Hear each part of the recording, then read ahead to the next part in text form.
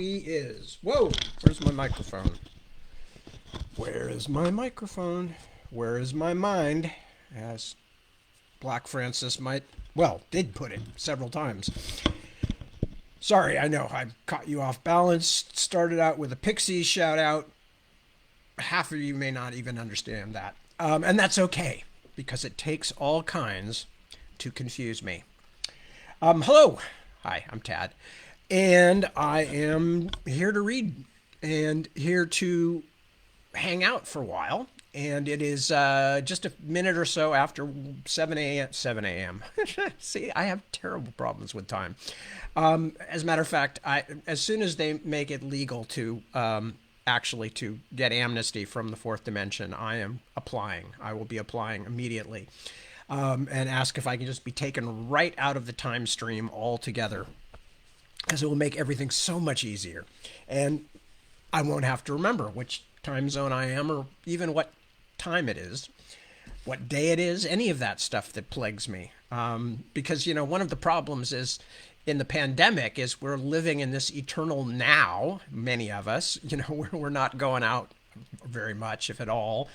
And, so as a result, there's not a whole lot of, oh, I need a new this, I need to dress for the season and I need more of this. And there's not as much like, oh, it's time to get another one of these, or I think I'll do this thing, except for household projects, I guess. So as a result, it feels a bit timeless anyway, but then the deadlines keep coming. Now, explain to me how that can possibly be fair. It doesn't seem fair. Anyway, hello. Good to see you. I am going to be reading in just a few short minutes from Otherland Part 1. And before that, I'm trying to think if there's anything particular that I need to tell people.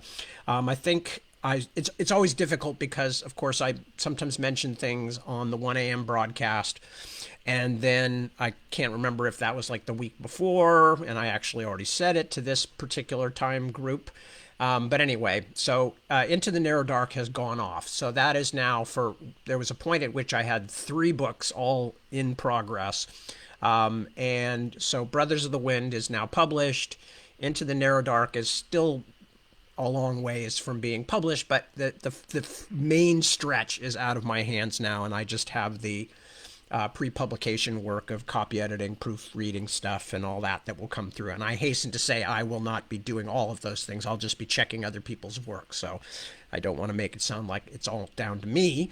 In fact, if it were not for my very fine publishers and my copy editor, it would be much more difficult.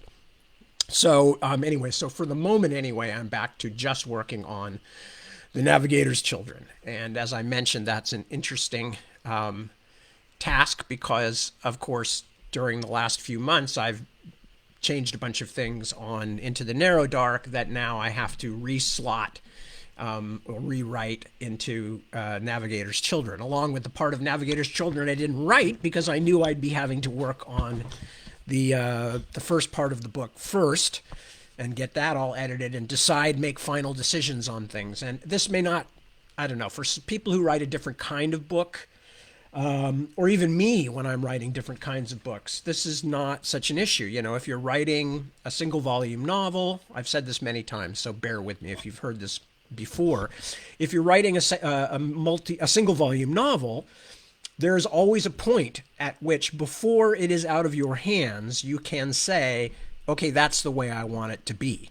I'm done. I've done everything. Everything now fits together. The different bits have been hooked up and, woven and et cetera, et cetera. But with multi-volume novels, that is not true, obviously, because for most of it, the early parts are going to be out there and published before you're even writing the endings. So not only is there an odd dance of having to have at least, an idea as you go of how things are going to end, because you can't fix anything if you're wrong, because those early parts have already been published. But it's been particularly strange with this, and I'm trying to think about any other I don't think I've ever had one quite this situation, which is that the need to make my famous failure to complete a 3-book trilogy, which, has become laughable now, but it is in fact an issue. means that this is the first time that I have had the situation where it's literally been while I'm in the process of writing the fourth book that I decided they had to be split into two books. So as a result, it's even more chaotic than usual. Now, chaotic is not inherently bad. Any of you out there who are parents, or especially parents of younger children, will already know this for a fact, that chaos is not in and of itself a bad thing, except for your sleep patterns. But it is chaotic. It is chaotic. There's no other way about it. It's good because it gives you new ideas. It brings in different things. It puts you in different kinds of positions vis-a-vis your work. When things change and you have to adapt on the fly. But it's sometimes, especially for super, super complicated stories or plot lines and plots like the ones that I have, it can make it a little bit weird sometimes, or difficult, because you have to remember everything. You cannot go back and read, 300,000 word manuscript every time you want to remember if you did this or you did that, or what this part of it felt like, to go back and then write the next part. And so as a result, you have to keep most of it in the head. And when you keep changing things, that makes it a lot harder to remember what the last iteration was. Okay, so the last time we were with those characters, they were going to go here, but they thought they were going then on to this place, but I now know that that's not there. So did I fix that, or did I leave it the way it was in one of the earlier versions, and, et cetera, et cetera. These are not meant to be complaints, by the way. I hasten to say these are not to be meant to be complaints, because obviously we can all complain about whatever it is that we do for a living, or as our main exercise in life. There's, if you are a house husband or housewife, then small children smearing pasta sauce on the walls, or dogs jumping up on the couch with muddy paws, is the same kind of thing. It really is. You can't glorify one thing and downplay another. It's just part of working, and it's a part of making things, especially, but it does make it interesting and complicated sometimes. And so anyway, so all that long jibber jabber by way of saying, I am glad that Into the Narrow Dark has now essentially found its semi-final form. It has not quite found its absolute final form, but as far as my work goes, preparing to finish the stories, it's 99.9% done. There will be some very small changes later on in the copy editing and proofreading process. Because of that, it now helps to narrow the focus. I now know what happened in the previous bits, and for good or for bad. There will be times when I will go, oh my God, remember when I was thinking I could have done X instead of Y, but I did Y, and now I really wish I had done X. But too late, because Y is what has been established. Y is what is going to print. Y, however much I may regret it after the fact, is never going to be X, because this is the whole thing about any kind of job, but especially in the creative field, is there comes a point where you have to just say, it's done. It's finished. I can't do anything with it anymore. Not because you wouldn't want to, because God knows. Every writer I know, at least the ones I've ever talked to about it, could just keep trying to make things better, And this is, of course, one of the things I often tell new writers, or people who are, kind of early on in the process is, you're not going to get it perfect. So don't labor trying to get things just right. What I don't tell them, but I'm telling you now, is part of that is because at a certain point, you can keep changing things, and it seems like you're making a difference, but you're just really kind of, you're essentially, it's I don't want to say moving deck chairs on the Titanic, because that suggests that some horrible catastrophe is coming. And certainly with my own books, I don't want to run off of that analogy. But it's certainly true that at a certain point, you're just doing like, okay, should I put my pencil case an inch to the left? Okay, but if I do that, then I need to move my pencil sharpener an inch down toward me so that the symmetry, that kind of thing. You could just fiddle and fiddle and fiddle. So it's a relief in many ways to finally have a book off the desk. And in this case, when I needed to lock things down so that even though I might regret them later on, I was done and could go ahead, it's a great relief.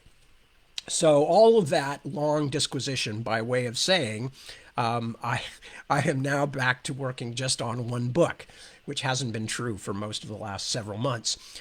Excuse me. And so I'm in a good mood about that.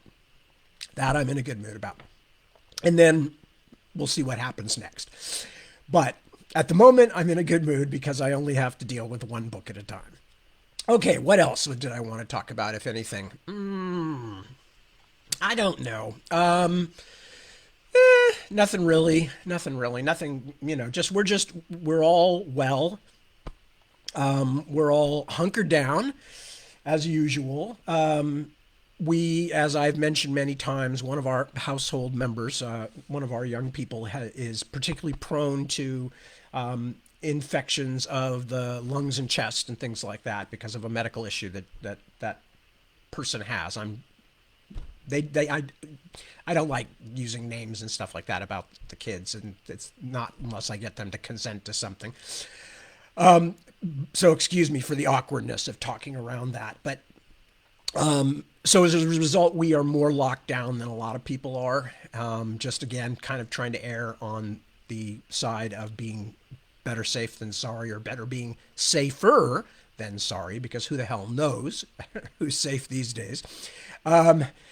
It was pretty funny reading the Bukavu 4 quarantine stuff last night, which came up in the preceding half a chapter, because of course the hospital where Rini's brother has been taken is under quarantine, which at the time I was writing it didn't have quite as much of a huge meaning as it does now. Although, obviously, as with so many things in these books, it was inspired by what was going on in the world around me. As I recall, at that time, it was Ebola and some other things that had been concerns about diseases coming out of particularly in the third world, and out of places where people and animals particularly still live close to each other, which may in fact turn out to be the case with COVID. We still don't know. Anyway, all of that said, I think I'm probably ready just to say hello to people and then get reading. So I said that like I haven't just spent like several minutes just blathering and blathering, like someone else has kept me from getting to the reading. Anyway, so let me quickly say hi to the people who have signed in. Jerry, Mr. Williams, he says, we meet again. Yes, Mr. Unangst, we meet again. Mr. Williams, I want you to die. Jerry, unfortunately, would not be the Goldfinger type. He's just really too nice a guy. I shouldn't say that because I'm probably blowing his cover on an international broadcast.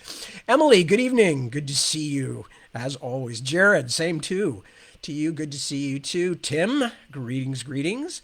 Everyone is well and comfortable this evening at our house, and I got Johnny out for a long walk today, and so Johnny is a happy big dog. He spent the whole afternoon on the bed next to me after we got back from the thing. Kelly, hello Kelly, good to see you, and Claudia, greetings. Nancy, hi, nice to see you.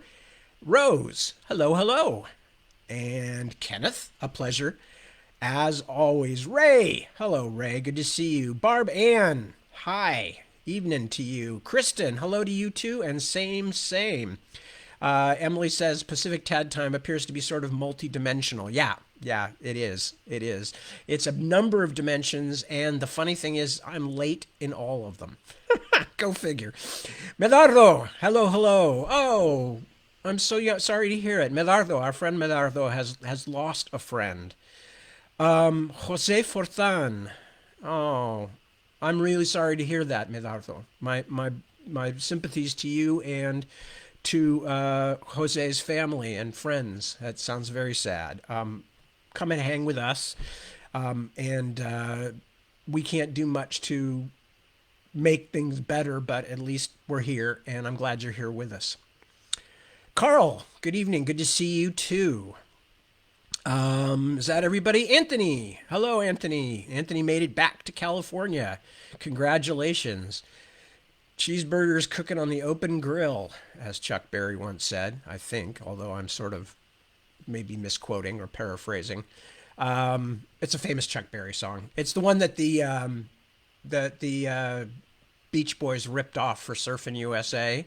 No, that was Sweet Little 16. Anyway, it doesn't matter, except that I'm still pissed off that George Harrison got sued in court for My Sweet Lord, and yet all these other people ripped off Chuck Berry over the years. Just tons of them. My Sweet Lord is not Chuck Berry. My Sweet Lord was supposedly stolen from He's So Fine, which was the Ronettes? No, the Shirelles. Anyway, doesn't matter. But, the fact that the Beach Boys blatantly took, Surfing USA from Sweet Little 16 and nobody ever sued them. That just seems unfair.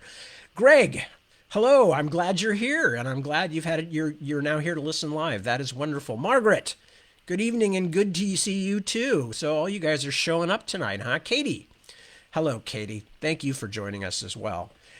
Okay, so with that, I have managed to fritter away a great deal of time.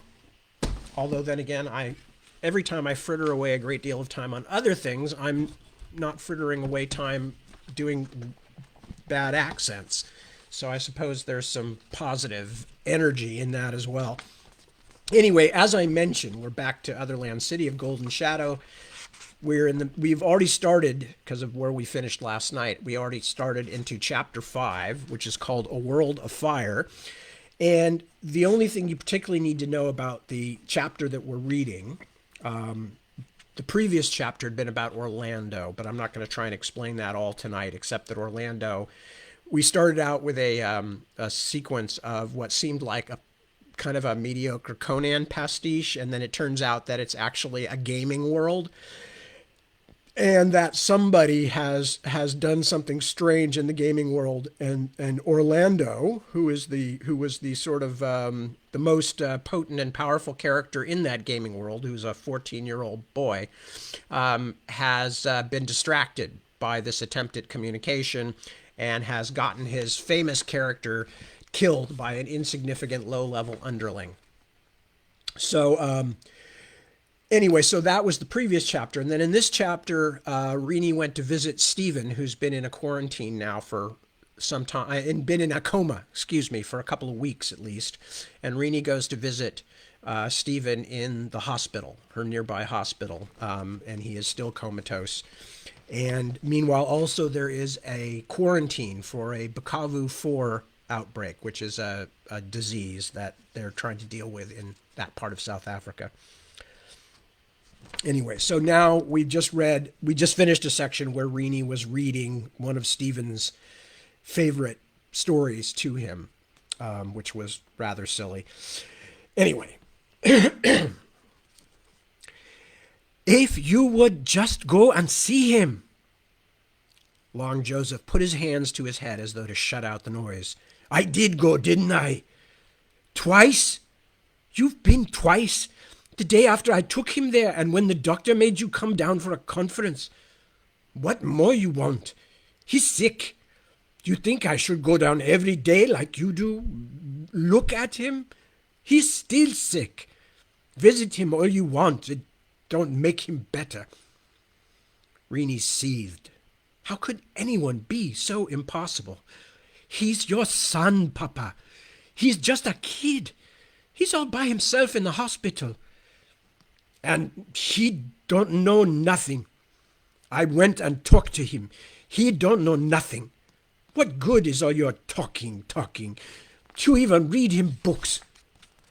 Because a familiar voice might help him find his way back. She paused and prayed for strength to the God of her trusting childhood, a kinder God than any she could summon belief for these days. And maybe it's your voice he needs to hear most, Papa. The doctor said so. His look became vulpine, his eyes darting to the side as though seeking escape. What's that nonsense mean? He had a fight with you. You were angry with him, told him not to come back. Now something has happened to him, and maybe, somewhere down deep, like a dream, he's scared to come back. Maybe he thinks you're mad at him. and so he's staying away. Long Joseph pushed himself up off the couch, frightened but trying to cover it with bluster. That's... You can't talk to me like that, girl. I no dog that talks to me like that about my business either. He stamped his way into the kitchen and began to open cupboards. A lot of craziness. Scared of me. I just set him straight. Didn't even lay no hand on him. There isn't any. The cupboard rifling noises stopped. What? There isn't any. I didn't buy you any wine. Don't tell me what I'm looking for. Fine. Do what you like. Rini's head hurt, and she was so tired she didn't want to get out of her chair until the arrival of tomorrow morning forced her. Between working, commuting, and visiting Stephen, she was spending at least 14 hours a day out of the house. So much for the information century. Every time you turned around, you had to go somewhere, see someone, usually on aching feet because the bloody trains weren't running. The cyber age. What shit. Long Joseph reappeared in the living room. I'm going out. A man deserves some peace. Rini decided to make one last try. Listen, Papa, whatever you think, it would do Stephen good to hear your voice. Come with me to visit him. He raised his hand as if to swing at something, then pressed it over his eyes for a long moment. When he took it away, his face was full of despair. Go there, he said hoarsely. So I should go there and watch my son die. Rini was shocked. He's not dying. Oh, he jumping and running? He playing football? Long Joseph stretched his arms wide. His jaw worked furiously. No, he is lying in hospital, just like his mama. You were with your grandmother, girl. You weren't there. I sat there for 3 weeks and watched your mama all burned up in that bed. Tried to give her water when she cried. Watched her die slowly. He blinked several times, then abruptly turned his back on her. His shoulders hunched as though against the blow of a stambok. His voice, when it came, was almost a different person's. I spent plenty of time in that damn hospital. Stunned, her own eyes abruptly welling, Rini could not speak for a moment. Papa? He would not turn to face her. Enough, girl. I'll go see him. I'm his father. You don't need to tell me my job.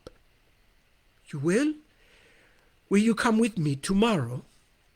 He made an angry sound in his throat.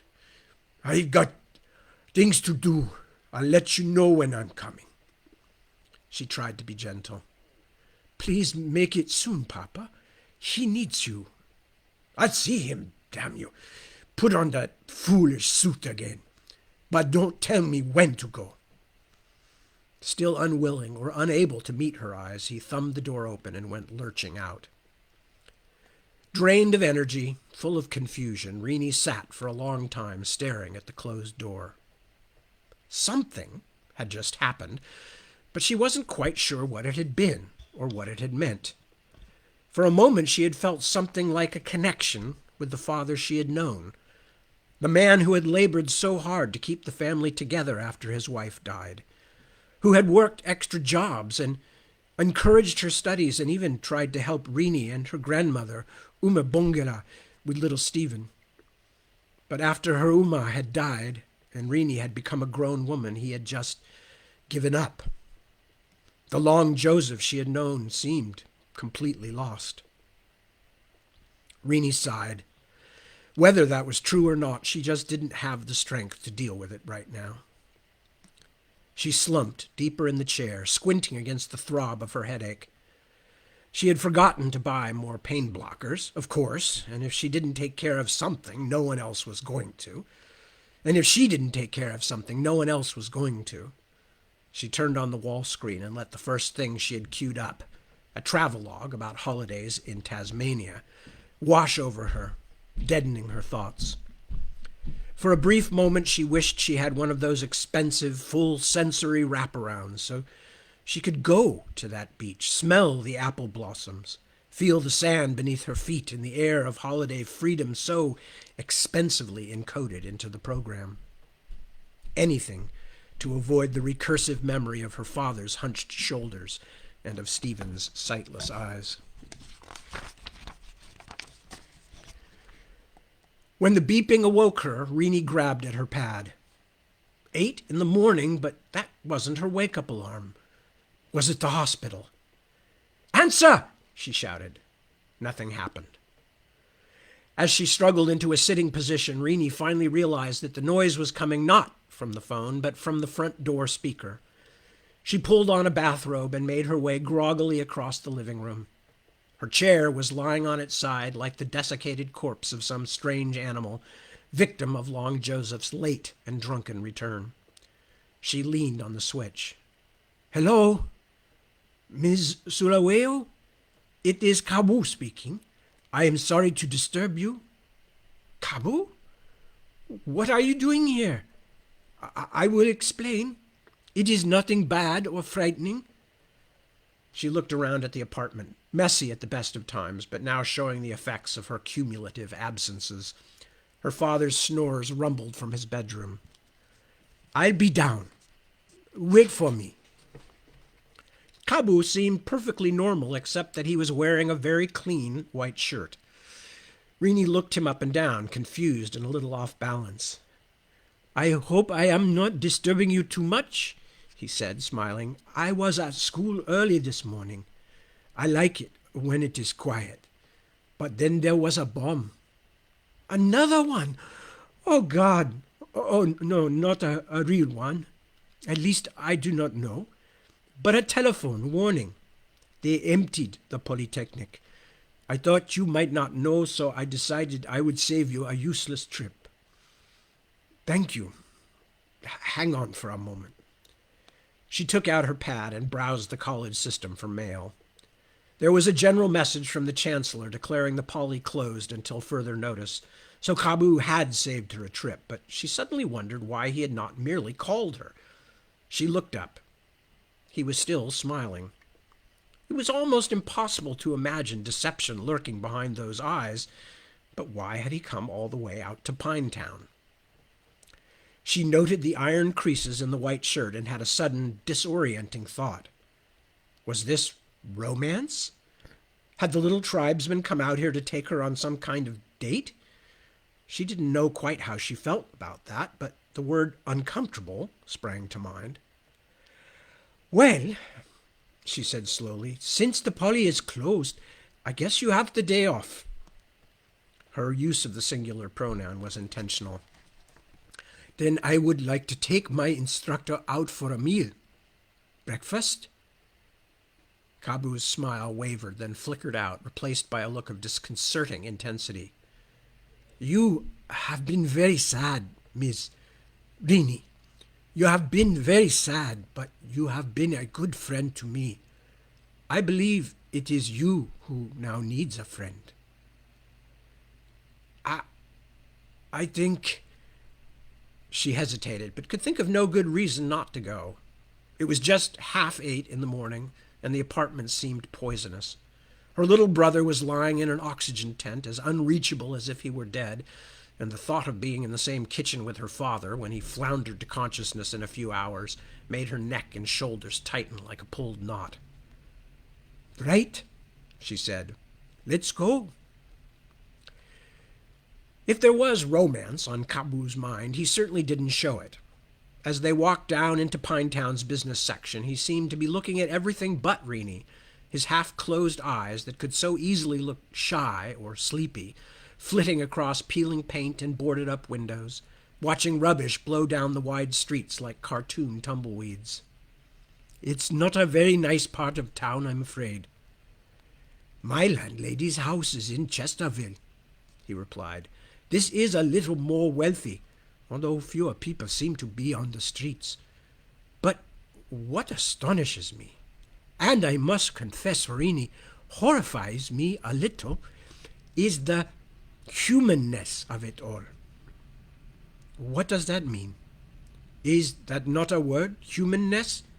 Humanity, perhaps? What I mean is that everything here, all of the city that I have seen since leaving my people, is built to block out the earth, to hide it from sight and mind. The rocks have been scoured away, the bush burned off, and everything has been covered with tar. He slapped his thong-soled foot against the cracked street. Even the few trees like that sad fellow there have been brought here and planted by people. Humans turn the places they live into great crowded piles of mud and stone, like the nest termites build. But what happens when in all the world then there are only termite hills left, but no bush? Rini shook her head. What else should we do? If this were bush country, there would be too many of us to survive. We would starve. We would kill each other. So what will people do when they finally run out of bush to burn? Kabu bent and picked up a plastic ring, an already unclassifiable remnant of the current civilization. He squeezed his fingers together and slipped it over his wrist, then held his new bangle up and examined it, a sour half-smile on his lips. Starve, then? Kill each other, then? It will be the same problem, but first we will have covered everything with tar and stone and cement and, what is it called, fibramic. Also, when the killing comes, there will be many more people to die. We'll go into space. Rini gestured toward the gray sky. I don't know, colonize other planets. Kabu nodded. Ah. Johnny's cafe was crowded. Most of the customers were truck drivers starting their hauling day on the Durban-Pretoria route, big friendly men in sunglasses and bright-colored shirts. Too friendly, some of them. In the time it took to squeeze through to an empty booth, Rini received a proposal of marriage and several less honorable offers. She clenched her teeth, refusing to smile at even the most harmless and respectful of the flirts. If you encouraged them, it just got worse. But there were things Rini liked about Johnny's, and one of them was that you could get real food. So many of the small restaurants and coffee shops these days served nothing but American-style convenience food. Waved beef burgers, sausages in rolls with gluey cheese sauce, and, of course, Coca-Cola and fries, the wafer and wine of the Western religion of commerce.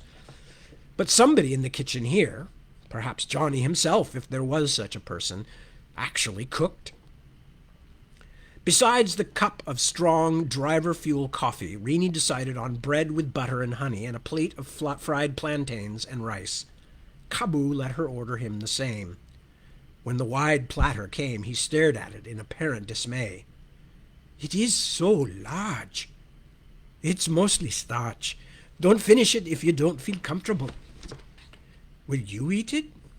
She laughed. Thanks, but this is plenty for me. Then what will happen to it? Rini paused. Distant stepchild to the culture of wealth, she had never thought much about her own patterns of consumption and waste. I'm sure someone in the kitchen takes home whatever's left over, she offered at last, and felt guilty and shamed even as she said it. She had little doubt that the one-time masters of South Africa had made the same excuse as they watched the remains of another Caligulian feast being cleared away. She was grateful that Kabu did not seem inclined to follow up the question. It was at moments like this that she realized how different his outlook truly was. He spoke better English than her father, and his intelligence and quick empathy aided him in understanding many very subtle things. But he was not like her. Not at all. He might have dropped in from another planet. Rini, again with an obscure feeling of shame, realized that she shared more of her fundamental outlook with a rich white teenager living in England or America than with this young African man who had grown up a few hundred miles away. After he had eaten a few mouthfuls of rice, Kabu looked up. I have now been in 2 cafes, he said. This and the one in the Lambda Mall. Which do you prefer? He grinned. "The food is better here." He took another bite, then poked at a glistening plantain with his fork as if to make sure it was dead. "There is something else, too. You remember I asked about ghosts on the net. I see the life there, but I cannot feel it, which makes me uneasy in spirit. It is hard to explain, but I like this place much better." Rini had been a net habituée for so long that she sometimes did indeed think of it as a place. A huge place, but just as geographically real as Europe or Australia. But Kabu was right. It wasn't. It was an agreement, something people pretended was real. In some ways, it was a country of ghosts, but all the ghosts were haunting each other. "There is something to be said for R.L." As if to prove it to herself, she lifted her mug of very good, very strong coffee. "No question. Now, please, Rini, tell me what is troubling you. You said to me that your brother was ill. Is that it, or have you other problems as well? I hope I am not intruding too much." Awkwardly at first, she described her last visit to Stephen and the latest version of her ongoing argument with Long Joseph. Once she began, it grew easier to talk, to describe the hopeless frustration of visiting Stephen every day when nothing ever changed, of the increasingly painful spiral of her relationship with her father. Kabu listened, asking questions only when she hesitated on the brink of some painful admission. But each time she answered the questions and found herself moving farther into revelation. She was not used to opening herself, to exposing her secret fears. It felt dangerous. But as they dawdled through breakfast and the morning crowd slowly drifted out of the coffee shop, she also felt relief at finally being able to speak. She was putting sweetener into her third cup of coffee when Kabu suddenly asked, "Are you going to see him today? Your brother?" "I usually go in the evening, after work. May I come with you?"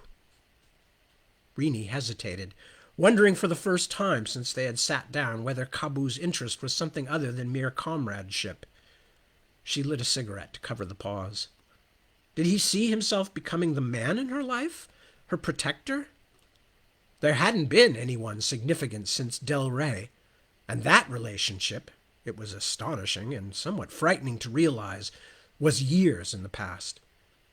Except for brief moments of weakness in the small hours, she did not want anyone to take care of her. She had been strong all her life and could not imagine giving responsibility over to someone else. In any case, she had no romantic feelings for this small young man.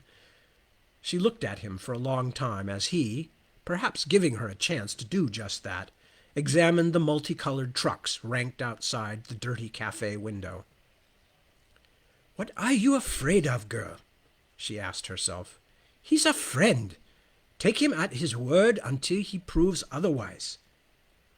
Yes, come along. It would be nice to have company." He turned his gaze back to her, suddenly shy. "I have never been to a hospital, but that is not why I wish to accompany you," he said hurriedly. I wish to meet your brother. I wish you could meet him. Meet him the way he was, is." She blinked hard. "I sometimes find it hard to believe he's in there. It's so painful to see him like that." Kabu nodded solemnly. "I wonder whether it is more difficult your way, where your loved one is far from you. Among my people, the sick ones stay with us, but perhaps the frustration would be greater if you had to watch him always, every day, remaining in this sad state. I don't think I could take it. I wonder how other families deal with it." "Other families? Of the sick? Of children like Stephen? His doctor said there were quite a few other cases."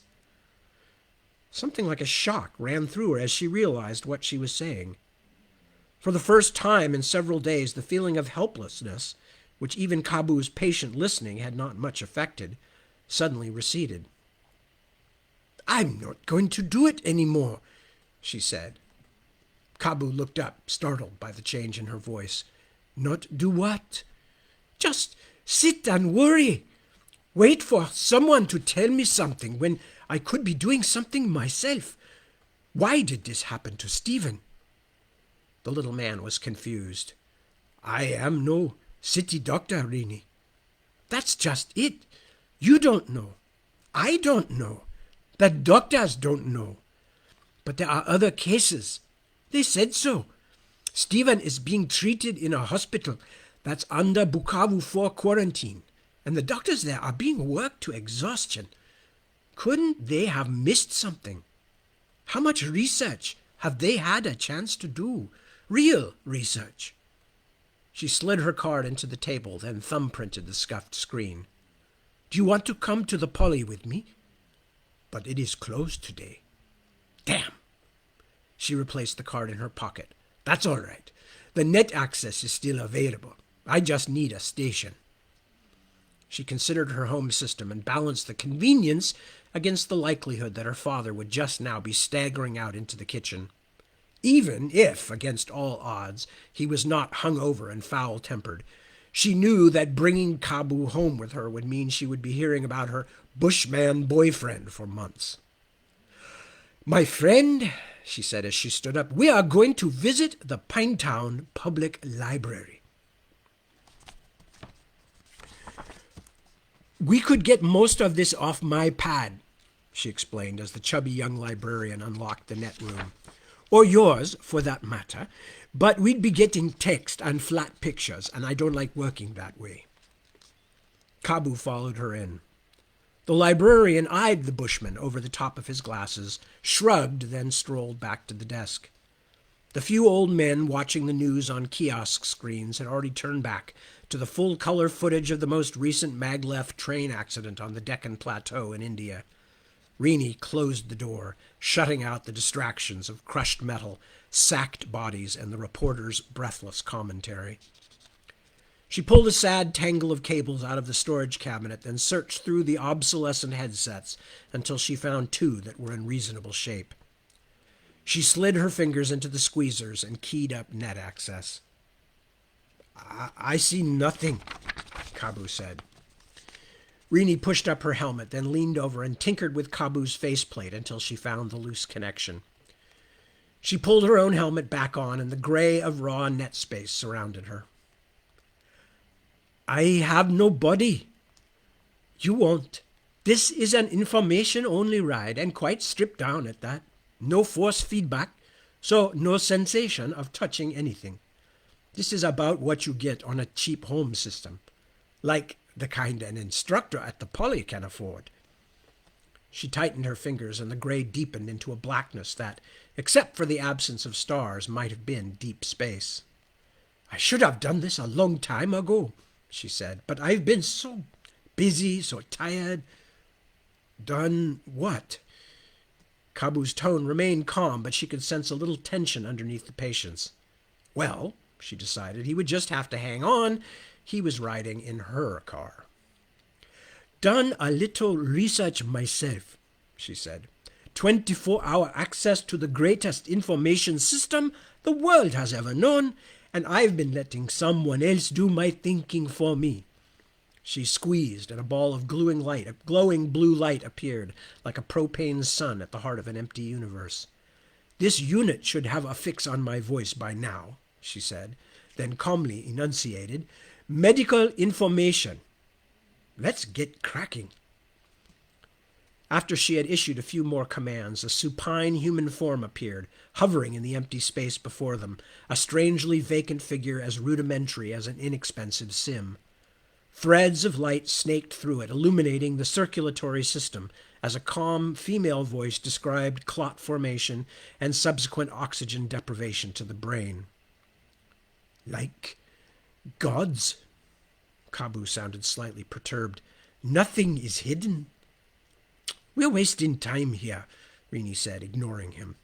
"We know that there's no pathological indication in Stephen. Even his brain chemical levels are normal. let alone anything as grossly obvious as a clot or a tumor. Let's get out of this Encyclopedia Britannica stuff and start looking for real information. Medical journals, today's date to minus 12 months. Keywords and or coma, children, juvenile, what else? Brain trauma, stupor. Rini had hung a glimmering time display just at the comfortable upper range of her vision. Most of the access calls were local, since most of the information was directly available on the main net info banks, but some of the downloads were costing her, and the resource-starved Pinetown Library was going to add on a time-based surcharge. They had been online for over 3 hours, and she still had not found anything that made her feel the search had been worthwhile. Kabu had stopped asking questions at least an hour earlier, either overwhelmed by the dizzying, shifting displays of information or just bored. Only a few thousand cases like this altogether, she said. Everything else, known causes. Out of 10 billion people, that's not many. Distribution map, reported cases in red. Might as well look at that again. The array of glowing lines dissolved and were replaced by a stylized globe of the earth shining with inner light. A fruit, round and perfect, falling through emptiness. And how could we ever find another planet like this? She asked herself, remembering what she had said to Kabu about colonization. The greatest gift possible, and we have taken very poor care of it. A series of glowing scarlet dots appeared across the globe, spreading like mold as they replicated the chronological onset of incidents. The sequence showed no pattern, and no pattern that she could see, appearing in what seemed like random order all over the simulated Earth with no reference to proximity. If it was an epidemic, it was a very strange one. Rini frowned. When all the dots were lit, the pattern still suggested nothing. The dots were thickest in the most populated areas, which was not surprising. In the first world countries of Europe, America, and the Pacific Rim, they were fewer in number but scattered widely over the land masses. Across the Third World, the spots clustered almost entirely along seacoasts and bays and rivers in hot red infestations that made her think of skin disease. For a moment, she thought she might have discovered something, some link to polluted waters, discarded toxins. Environmental contaminant levels above UN-prescribed guidelines, she said. Purple. As the lavender dots ignited, Rini stared. Shit. Kabu's voice came to her from the darkness. What is wrong? The purple are sites of strong pollutant contamination. See how the coma cases are clustered along the seacoasts and rivers here and in southern Asia? I thought there might be a link, but that pattern doesn't hold true in America. In America, half the cases are far away from any high contaminant levels. The first world doesn't have anywhere near as many cases, but I find it hard to believe there'd be two separate causes, one for them and one for us. She sighed. Purple off. Maybe there are two separate causes. Maybe there are hundreds. She thought for a moment. Population density in yellow. As the little yellow lights bloomed, she swore again. That's what all the rivers and coastline cases were about. That's where most of the big cities are, of course. I should have thought of that 20 minutes ago. Perhaps you're tired, Rini, Kabu suggested. It has been some time since you ate, and you have been working very hard. I'm just about to give up. She stared at the globe pocked with red and yellow lights. But it's strange, Kabu. Even with population density, it still doesn't make sense. Almost all the cases in Africa, northern Eurasia, India, are in heavily populated areas. But in the first world, they are a little thicker around the major metroplexes, but there are cases all over the place, too. Look at all those red dots across the middle of America. You are trying to find something that corresponds with the children who have gone into comas, like Stevens, yes? Something that people do or experience or suffer from which might have a connection? Yes. Yes, but ordinary disease vectors don't seem to have anything to do with it. Pollutants don't either. There's no rhyme or reason I can see. I even thought for a moment it might have something to do with electromagnetic disturbances, the kind you get from power transformers. But virtually all of India and Africa went through electrification years ago. So if EMD was causing these comas, why would they happen only in the urban areas? What do you get only around the urban metroplexes in the third world, but all over the first world? The globe hung before her, the lights mysterious as words written in an unknown alphabet. It was hopeless. Too many questions, no answers. She began to key the exit sequence. Another way to think of it, Kabu said suddenly, is what things do you not find in the places that city dwellers call undeveloped? There was a forcefulness to his tone, as though he were conveying important information, and yet he sounded strangely distant. Rini, what do you not find in places like my Okavango Delta? At first she did not understand what he meant. Then something moved through her like a cold wind. Show me areas of net usage. Her voice was only a little shaky. Minimum 2 hours per day per household in orange. The new indicators sparked into existence, a swarm of tiny flames that turned the globe into a spherical conflagration. At the center of almost every bright smear of orange was at least one angry red spot. Oh my God, she whispered. Oh my God, they match. And we have time to start at least a little more. So, Chapter 6, No Man's Land.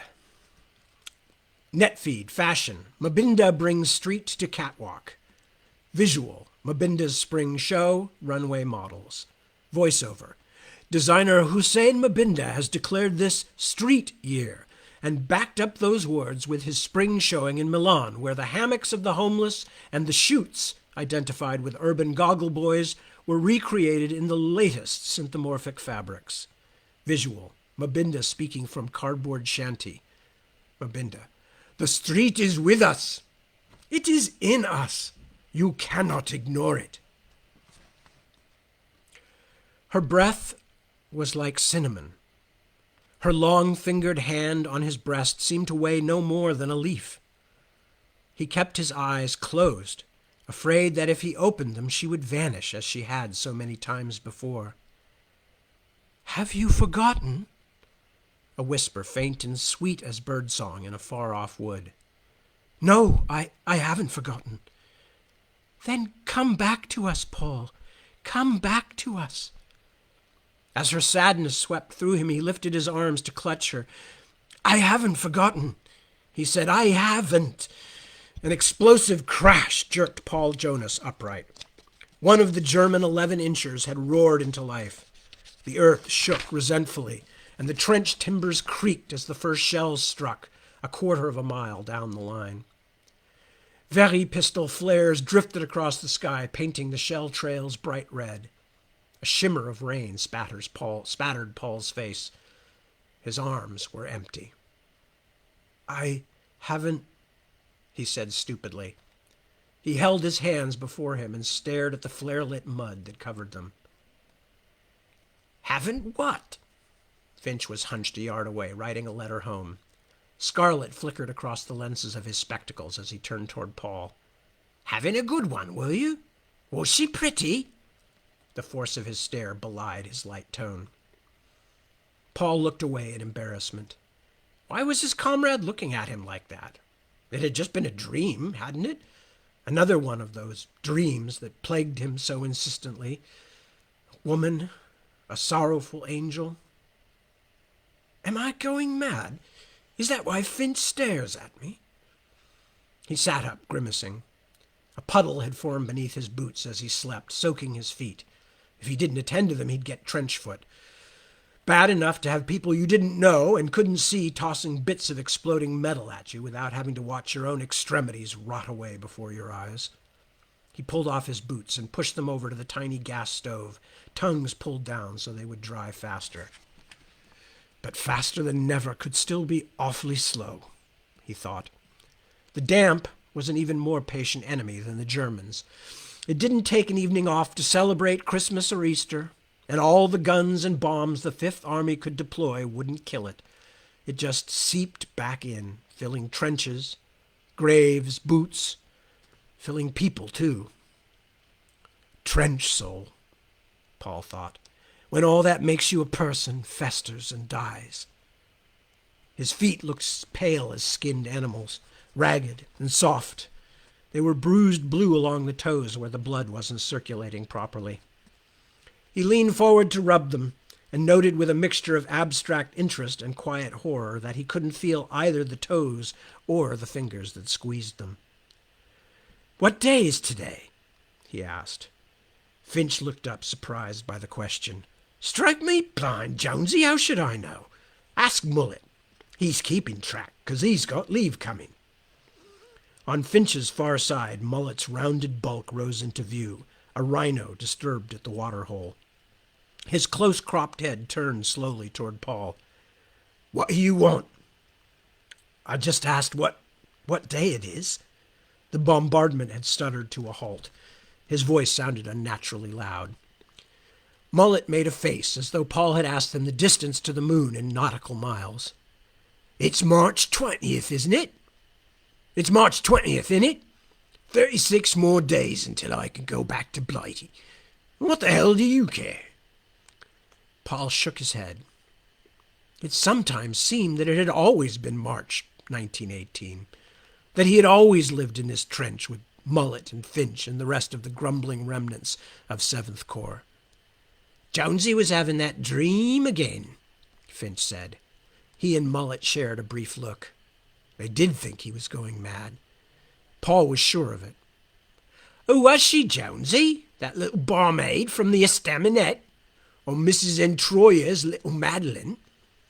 He offered the names with his usual contempt for French pronunciation. "She's too young for you, old mate. Barely big enough to bleed, that one." "For Christ's sake, shut up." Paul turned away in disgust. He picked up his boots and moved them so that each side would receive an equal proportion of the scant warmth from the Primus stove. "Jonesy's a romantic," Mullet brayed. He had teeth to complement his rhinoceroid physique, flat, wide, and yellow. "Don't you know that every man in the 7th except you has had that Madeline already?" "I said shut up, Mullet. I don't want to talk." The big man grinned again, then slumped back into the shadows beyond Finch, who turned to Jonas. There was more than a little anger in the slender man's voice as he said, "Why don't you just go back to sleep, Jonesy? Don't make trouble. There's plenty of that around already."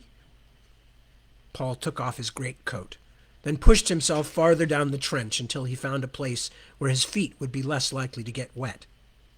He bundled the coat around his bare toes and leaned back against the duckboards.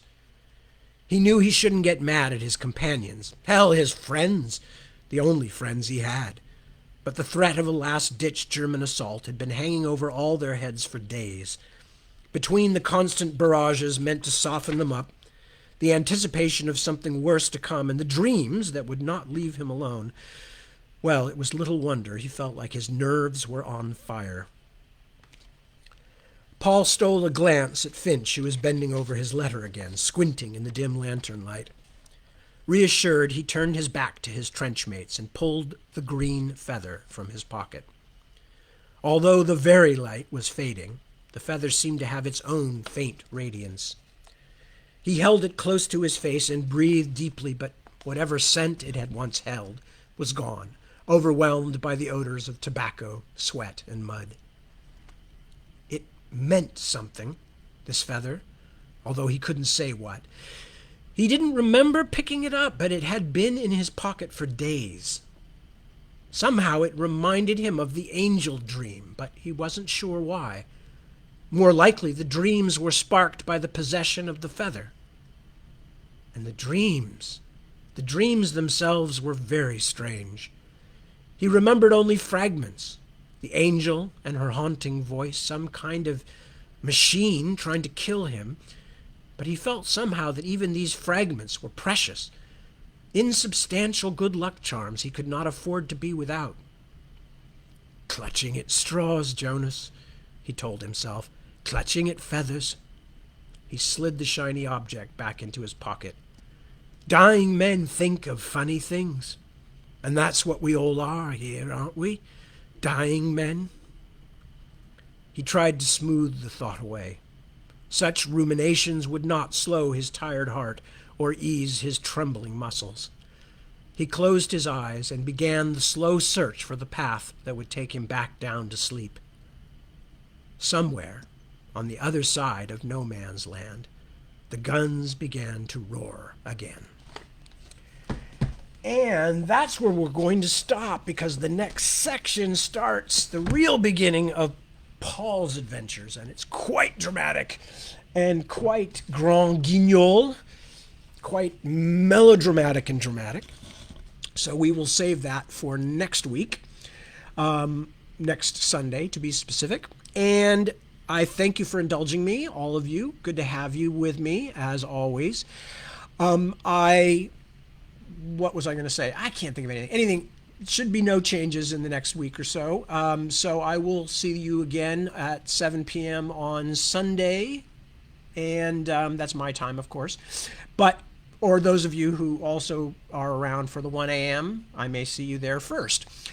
Whatever the case, I hope that you will take good care of yourselves and of your loved ones and the various hangers-on and the members of your coterie and humanity in general. Humanity, we all need to look after humanity because it's very clear that humanity isn't very good at looking after itself, at least in terms of the short term. Maybe the long term too. We'll see.